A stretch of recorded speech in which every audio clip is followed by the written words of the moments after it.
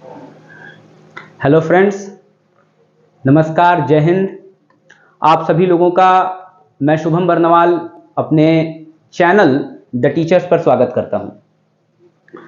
दोस्तों, जैसा कि हम सभी जानते हैं कि बिहार ने शिक्षक भर्ती के माध्यम से हमारे सामने अवसरों की सौगात दी है। दोस्तों, हमें इस अवसर को निश्चित रूप से और भली भांति भुनाना होगा। अक्सर हमेशा ऐसा नहीं होता है दोस्तों कि इतनी बड़ी वैकेंसी हमारे सामने आए। वर्तमान वैकेंसी जो बिहार सरकार ने हमें दी है टीचर्स के माध्यम से, वो बहुत बड़ा अवसर है। दोस्तों, द टीचर्स की हमारी जो टीम होगी उसका मुख्य उद्देश्य होगा कि बीपीएससी द्वारा पिछले वर्षों में पूछे गए प्रश्नों की एक विस्तृत समग्र व्याख्या आपके सामने प्रस्तुत करें। दोस्तों, इसके लिए हमारी पूरी एक डेडिकेटेड टीम होगी जो आपके सामने क्लासेस की एक श्रृंखला लाएगी और इस कार्य को करेगी। दोस्तों, अगर बात की जाए कि बिहार की इस भर्ती में सिलेबस में कौन कौन सी चीजें हैं, तो देखिए कि हमें क्या क्या पढ़ना है और कौन किन किन चीजों पर काम करना है। दोस्तों, भारतीय स्वतंत्रता संघर्ष, सामान्य जागरूकता, प्राथमिक गणित, भूगोल और सामान्य विज्ञान, ये आपका सिलेबस है जिसे हमें पढ़ना है। दोस्तों, मेरी जिम्मेदारी ये होगी कि मैं इसमें से भारतीय स्वतंत्रता संघर्ष के प्रश्नों को डिस्कस करूं, उन्हें हल करूं। इसके अलावा जो टीम के अन्य मेंबर्स होंगे वो प्राथमिक गणित, भूगोल, सामान्य विज्ञान की कक्षाएं कंप्लीट कराएंगे। इसके अलावा एक छोटा टास्क मेरा ये होगा कि मैं सामान्य जागरूकता के भी कुछ टॉपिक्स आपको पढ़ाऊंगा। मिसलेनियस जैसे विविध के जो टॉपिक्स होते हैं मैं उनको भी आपके सामने पढ़ाऊंगा, लेकिन मेरा मूल उद्देश्य भारतीय स्वतंत्रता संघर्ष पे होगा। क्या होता है दोस्तों कि कई बार चाहे वो बिहार का आयोग हो या उत्तर प्रदेश का आयोग हो, प्रीवियस ईयर के प्रश्नों को रिपीट करने की जो एक टेंडेंसी हो देखी जाती है इन आयोग्स में, चाहे बिहार हो, यूपी का आयोग हो, राजस्थान आयोग हो, मध्य प्रदेश आयोग हो, इसके कारण प्रीवियस ईयर के प्रश्नों की महत्ता, उसकी इंपॉर्टेंस बहुत ज्यादा बढ़ जाती है। जैसा कि मैंने आपको शुरू में ही बताया कि हमारा प्रयास ये होगा कि उन तमाम प्रश्नों को हम कराएं। ये व्याख्या सिर्फ एक संक्षिप्त व्याख्या नहीं होगी कि इस प्रश्न का हल ये हुआ, इस प्रश्न का हल ये हुआ। हम पूरी डिटेल व्याख्या करेंगे। इस डिटेल व्याख्या के माध्यम से हम उस प्रश्न के जितने भी पहलू हो सकते हैं, संभावित पहलू, हम उन सब पर बात करेंगे ताकि कहीं से भी प्रश्न के छूटने की कोई संभावना न रह जाए। जैसे मान लीजिए मैं आपको किसी एक प्रश्न का इंट्रो दिखाता हूं। आइए दोस्तों देखते हैं। जैसे देखिए, यही प्रश्न है, अपने किस कार्यकारिणी कमेटी में कांग्रेस ने भू स्वामित्व को समाप्त करने की नीति अपनाई। आपसे यह प्रश्न पूछा गया है 1994 में। यह प्रश्न है गांधी इरविन समझौते के हस्ताक्षरित होने के महत्वपूर्ण भूमिका निभाने में किसने महत्वपूर्ण भूमिका निभाई। यह प्रश्न पूछा गया है 2005 में। दोस्तों, हमारा काम यह नहीं होगा कि आपको बस प्रश्न का आंसर बता के छोड़ दें कि गांधी इरविन हस्ताक्षरित समझौते के हस्ताक्षरित होने में किसने महत्वपूर्ण भूमिका निभाई, तो तेज बहादुर सप्रू।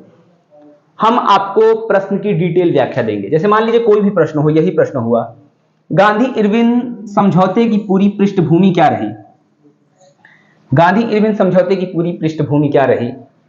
गांधी इरविन समझौता तब किया गया था जब ब्रिटेन में गोलमेज सम्मेलन हो रहे थे, और उन गोलमेज सम्मेलनों का उद्देश्य यह था कि ब्रिटिश सरकार तमाम भारत की राजनीतिक पार्टियों को आमंत्रित कर रही थी वार्ता के मेज पर, लेकिन कांग्रेस को छोड़कर अन्य तमाम पार्टियां वहां पर गई हुई थी, जबकि कांग्रेस सविनय अवज्ञा आंदोलन में लगी हुई थी, जिसे उसने डांडी मार्च 6 अप्रैल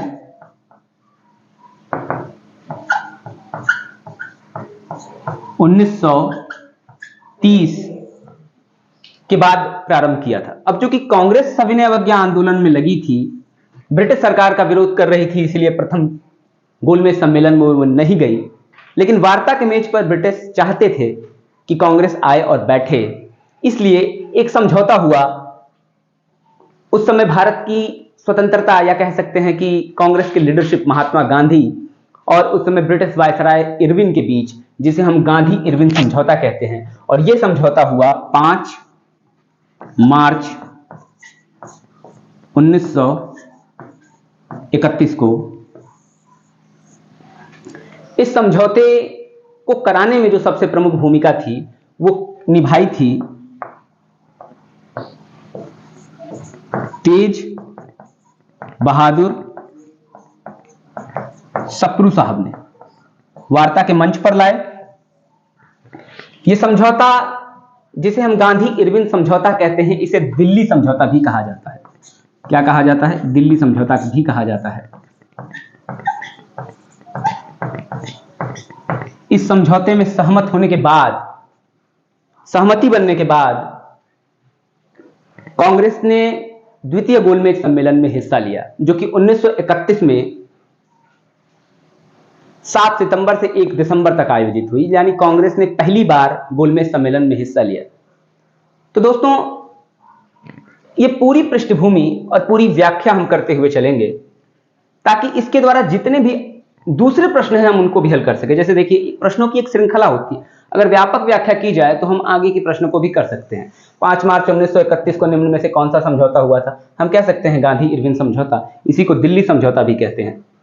रैमजे मैकडोनाल्ड की बात आती है। अब उसी में मैं आपको आगे बताऊंगा कि कैसे सांप्रदायिक पंचाट के मुद्दे पर कि दलितों को अलग से अधिकार दिलाने की बात हुई थी, और इसके लिए अलग से अधिकार का मतलब होता है पृथक निर्वाचन क्षेत्र, और इसके लिए गांधी जी या फिर कांग्रेस तैयार नहीं हुई, क्योंकि पृथक निर्वाचन क्षेत्र होने का मतलब है कि कांग्रेस में ही एक विभाजन कर, या भारत में एक विभाजन कर देना, एक ऐसी विभाजन जिसे 1909 में मुस्लिम लीग ने किया था मार्लेमिंटो रिफॉर्म्स के द्वारा, कि भारतीय समाज में सांप्रदायिकता की एक लकीर पड़ गई, जिसे हम आज तक ढो रहे हैं।